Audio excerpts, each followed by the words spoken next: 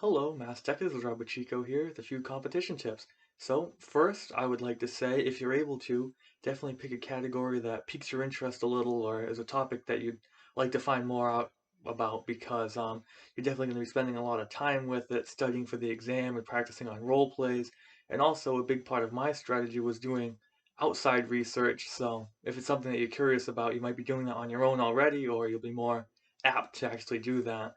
So going into a bit more about research, I like to find different websites, books, magazines, news articles, events, you name it, whatever I could find outside of just the normal DECA prep materials, and I like to pull that in and tie it to different instructional areas, like maybe two or three interesting facts or something that I read about that I thought would be good to tie in with a certain instructional area. I'd tie in two or three, and then that way when I got my role play, I could see what instructional area it is, and I'd know right in my head certain facts that might be able to tie in and from outside of the DECA prep world. Um, Also, something I like to do was tie in different stories. So whether that's a real life story from maybe family or friends, or that's a story from a magazine or a book or just even TV, if you're able to tie in some kind of story to a performance indicator instructional area that also goes along with the case, that can really help drive home one of those points that you're trying to make.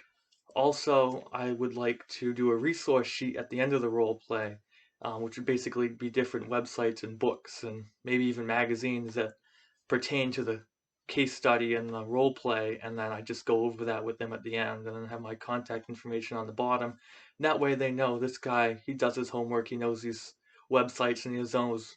like there's other outside information on this topic. And then also just quickly on the test is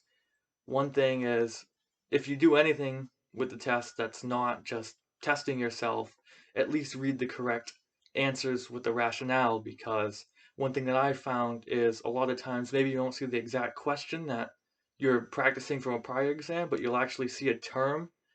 come up as a question